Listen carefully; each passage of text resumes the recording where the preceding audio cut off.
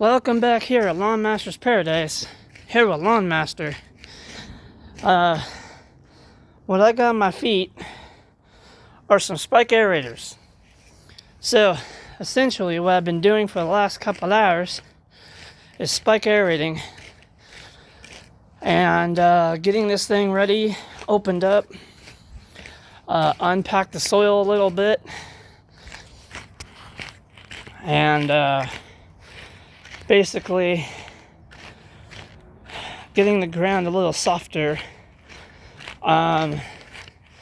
Maybe in the middle of May, the beginning of May, I'll come out and rent a core aerator and core aerate this.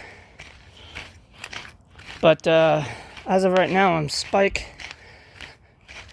the lawn just to open it up.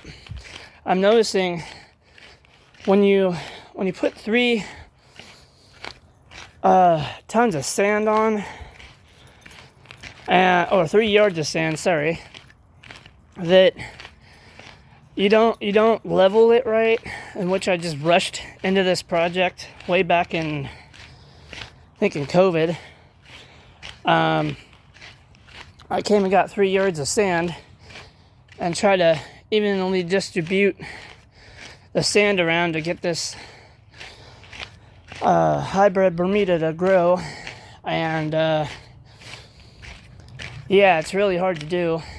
And if you don't, core aerate or spike it and try to get it down pretty well, I'm noticing I'm feeling a lot of uneven places and places where it doesn't even, when I stomp in the area and it's like, whoa, okay, there's a big gap there.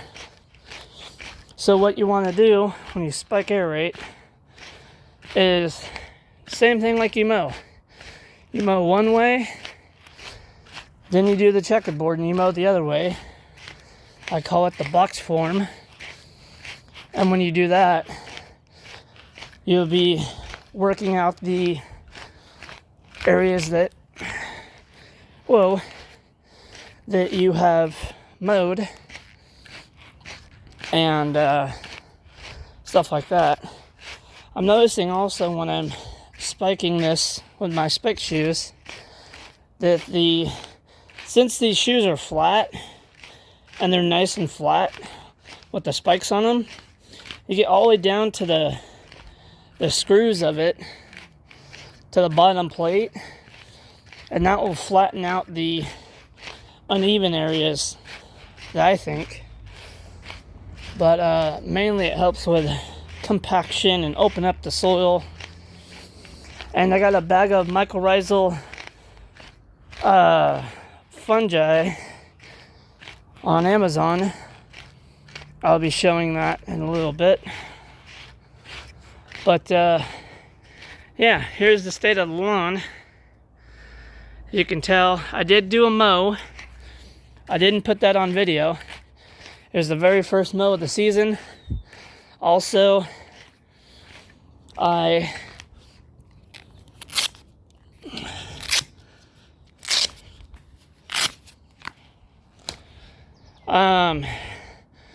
also put new wheels on my real mower. So, if you haven't noticed, I was running on these things. When they start looking like this, change them out. I mean, essentially, there's a lot of weight pushed down on the front end of it, so I was able to get a really good cut. And since I got the new wheels, everything went lighter. There's not as much weight on the front end. I'll show you this real quick. And I'm still working out the kinks, but I bought 2 of these right here, brand spanking new, really easy to install, brand new wheels. And I do have pictures of when I did the cut. I think there's still some striping action. If you kind of look right in here, right in this area here, it was wavy, simply for the fact that I put new wheels on and it wasn't causing weight to push down, so it wasn't like a level push. It was sitting up like maybe 3/8 of an inch, very, very small, probably like that, on top of the grass. And when I went to cut, it would bounce. And there's a lot of, when I mowed it, it was a little wavy. So you can't, I don't know if you can tell when the sun hits it. Let's see here. Yeah. And this is cut out a 1/2 inch. And I'll be cutting here again probably next week. Sometime, hopefully the rains will hold off. But this is the state of the lawn.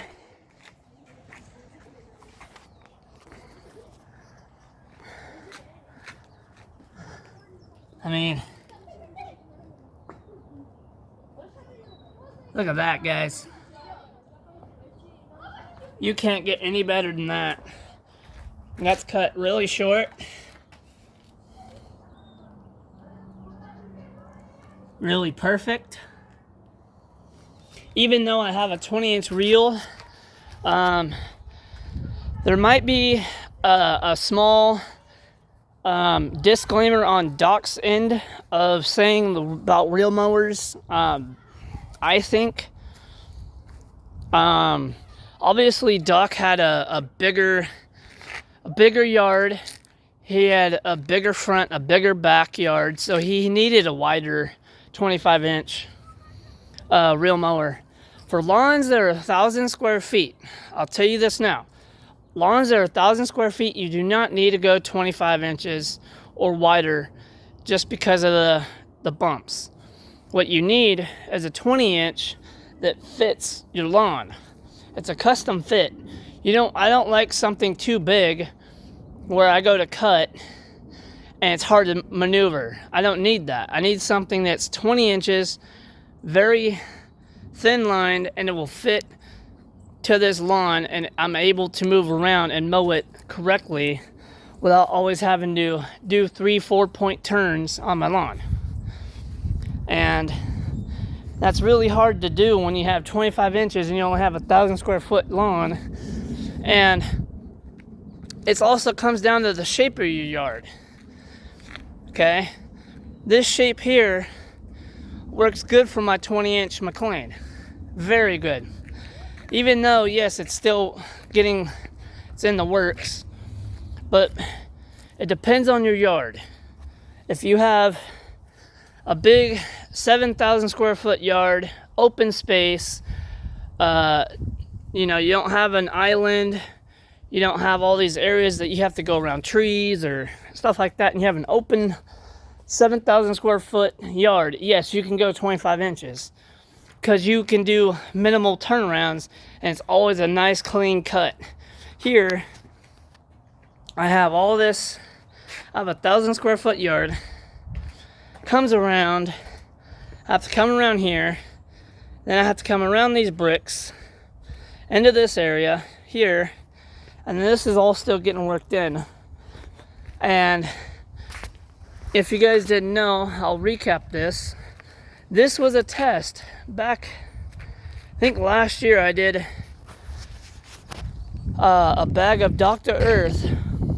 I think it was 20 pounds of Dr. Earth in August of 2023. Put it all the way down. This whole section from right here all the way down here. Okay, of pure Dr. Earth, organic matter, and all the good stuff for your lawn. Well, I found out that during the winter, it really didn't go dormant. Like some people are like, oh, it's supposed to go brown. It's supposed to, go brown. Well, not technically, but it depends on your type of Bermuda. Some Bermuda stays greener all through the season. Some Bermuda goes dormant. Depending on your type of Bermuda, if it's common, yeah, it'll go brown. If it's a hybrid, it will stay it depends on the hybrid. If it's a, I forget which one it is, but I think it's a Blackjack or Arden 15 hybrid Bermuda. I think Blackjack is more shade tolerant, and I'm going to do that test in the back here, in the backyard. Here is all hybrid Bermuda, and it's only one type. Well, we have a little common, we have some a little bit shorter putting green. I went over that. We did that from, we got a little bit from a golf course. And I did some Blackjack seeding out here. I don't think it really took. I think this is Blackjack right here. The Blackjack that I got was expired. And I got a new bag, so I need to put that out this season. But going back to what I was saying, yes, you need a custom reel mower to mow your hybrid Bermuda. Okay, this is 20 inches. It's a 7 blade. The reason why I say go to a reel mower, and even speculation, you can go to Lowe's and buy off the shelf reel mower and literally mow this hybrid or even common at 1 inch. Cut it every other day at 1 inch, inch. And you'll see, and I've done that with this too, when I had this reel mower was in the shop for months. I had to use that push reel there, and that's the same type as a golf course, but I kept it a notch higher, maxed it out, kept it low, and maxed it out on the highest setting and mowed it. Yeah, it looked wavy and all this and that, and it wasn't a perfect clean cut, but still, I mean, when it got done, I did have to cut a little faster and more aggressive with it, simply for the fact that the science behind a push reel is how fast is the blade turning. You can't really do like a rotary system mower where you're just kind of, taking your time cutting. You got to actually put some butt into it and push it in order to get a good clean cut. And sometimes you have to cut it 2 times in the same spot. So what I had to do when I had that push reel out, I would mow it one way, I would double cut, same way with the other one. I would go, I'll go this direction, then do my, trim pass like I usually do, come out, do a trim pass right about here, and then come around the island, push here, come here, and then do this a little bit, cut out. So I'd do an outer cut, then I would come back, I'd go back the same direction as I started, then I would turn around and then start cutting this way. Okay? And then I'd go all the way through my whole entire lawn that way. And then I'd come back, and then I would start back at where I did my other trim pass. I'd come back here, I'd go this way, then I turned around, then I went this way, all the way through, And it gets a little technical when you're dealing with islands. So you see my hand right about there. Right there at the nick of this corner, you got to make sure that you're right about there cutting. And then you're going to cut this way. You're going to cut it off about that far, about an eighth, about a quarter of an inch. And you're going to make that cut right about here. Okay? You're going to follow that all the way down. Do the same thing. Go back and forth, back and forth, back and forth, all the way. And sometimes I've run into, depends on your bushes. Well, this one, it's really hard to get underneath, as you can tell. But sometimes you can come in here and do all this stuff Really hard to do, but you do that all the way through, okay? Then you do it twice. Then you go back to your starting spot. So I would start here and then trim it out one more time. So I do the trim pass once again. Then I would change it up just to get that cut a little bit better, and to train it, I'd come this way, okay? A little bit different. It's different with a push reel. You go this way, then you turn around and you start cutting this way one more time, okay? So you do that again. You cross cut all the way through. Then you're gonna come back and do this again. You're gonna start here, okay? You're not want to start your trim pass again. You're gonna start your 20-inch back this way, and then you're gonna go all the way through here, okay? Go all the way through. And sometimes you can mix it up with a diagonal cut, another kind of cut, all these kind of cuts to get this thing really good. Well, I found that, rotary or a reel mower without the engine is a lot more work, and you have to train it a lot more because you get that wavy and you have to push it faster.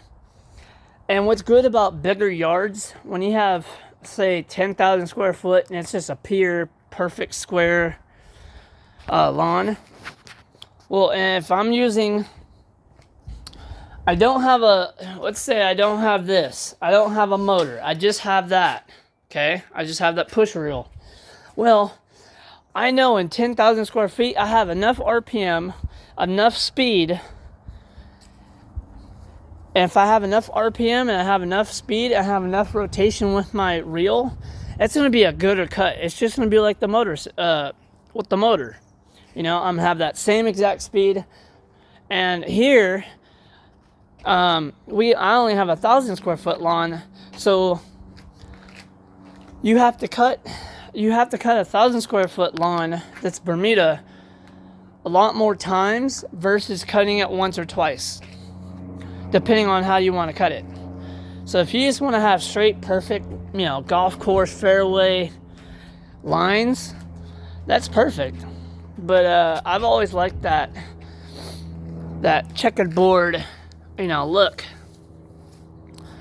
Get out there and, do it one way like a fairway and then come back and cross cut it. It looks great.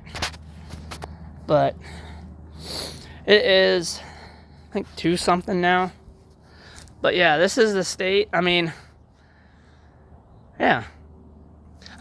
though I did my first cut, you can see where my lines are of which way I'm cutting. And it's best to start your cuts the way the sun is going to be shining. I don't know, I've never did that. I've always done the cut towards the sun, or, cut this way, cutting this way first, because the sun will hit it. As you can see the starting to stripe up here. And when this all fills in really perfectly, oh man, it's gonna look great. Perfect. But, from when I scalped this way down to dirt a month ago, this was down. You can still see some areas that have different types of Bermuda. It's still brown. But this right here will fill back in. You can see the impression from when I worked on that tree. But man, I put out a half a bag of 16-4/8. I put my 10-10-10 down. Then I came out, I think a week ago. Yeah. And I sprayed the humic. I'll grab it for you guys. I grabbed a bottle of this. This is what you guys need to start using if you want to start in your soil health. This right here is Liquid 6 Humate Soil Conditioner. It's all humic acid. It's live earth. That's the products from them. It's OMRI listed, so it's organic. It's all natural. Carbon balanced soil conditioning. So you know why my soil is so dark and rich? Look how dark and rich that is. You don't get soil like that just by putting fertilizer out. Okay? This is a process of what everybody needs to start learning and start doing to their soil. Work on your soil, you'll get healthy green lawn. I'm telling you. You put out the right products, you put out the right fertilizer, the right type, you will have a fantastic looking lawn, but you got to do the work. I also came out and mixed in, I would say about 2 cups chelated iron, liquid iron, chelated liquid iron. Put 2 cups of chelated liquid iron in, mixed it up, sprayed it on my lawn. Let it go. That was after I did all the pre-emergent, the 10-10-10. And I came out and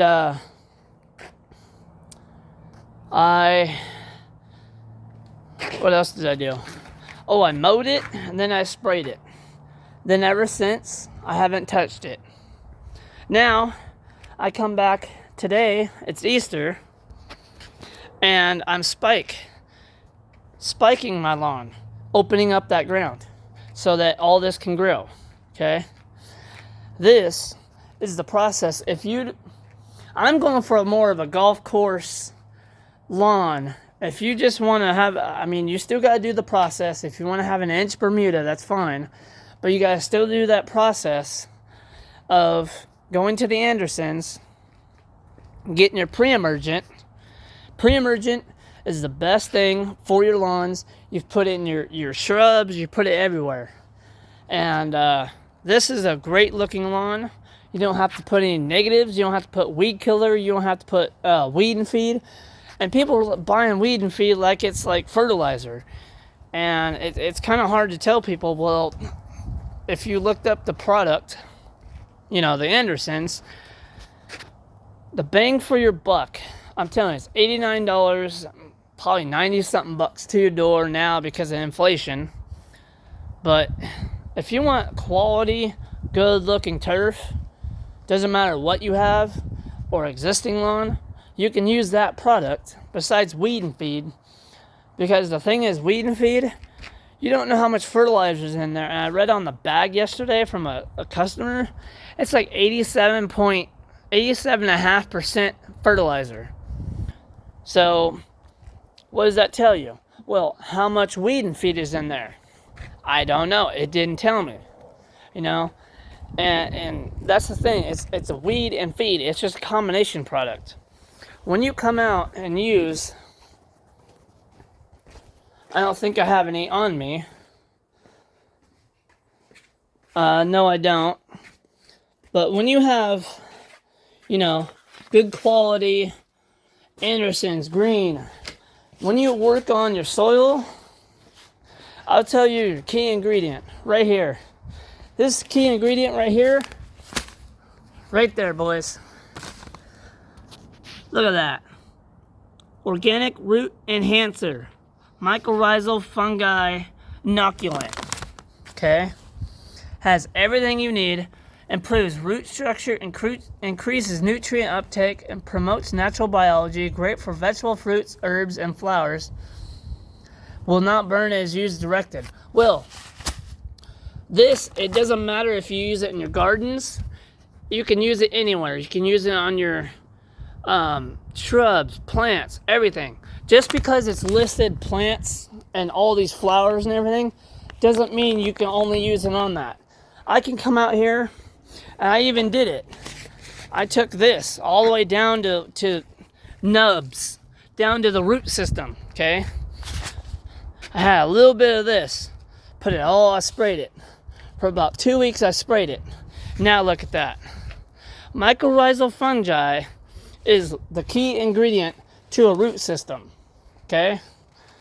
If you're not working on your soil, you might as well forget it, because you're not going to get good results. I'm telling you. And on top of that, when it gets hot, you're a Nova, you need organic matter. You know, I can come out here in the evening and put out a good coat of 16-4-8. I can put out a little bit of green shocker, and I can come out with a whole 50-pound bag of organic matter. Just spread it all over the lawn. I could put it down an inch thick. Won't burn it at all. Not one single bit. But these are the practices that people need to start doing if you want a nice quality looking lawn. You know, since we've had inflation, I spend probably 120 to close to 180 on my products. Simply for the fact that I know that these products are good and they come from an actual place that they test, and there's more new stuff coming out, like the DGL that I'm going to be testing too. The Anderson's products are the best because not only it comes from a plant, it comes from a plant that they actually make from an actual, you know, they work on it and it comes, you know, they make it. But they also have a lab testing area. It's like science. And they test all these products, make sure that they work well. Then they say, hey, they want people to come out and test the products. Well, yeah, I mean, I'm one of their testers. So in order to test it, you got to buy the product, do it, show your results, and send it in. And me and How to a Duck have been doing that. Since How to a Duck has moved from his house to a farm property, and he's working more on farm stuff, I'm still working on my lawn stuff. Well, basically it doesn't matter. He works on soil health too. So it all equals out. So anyways, so this is the state of the lawn. Hopefully it'll come out next week and give you an update. Hopefully this all changes. Hopefully all this will start growing. But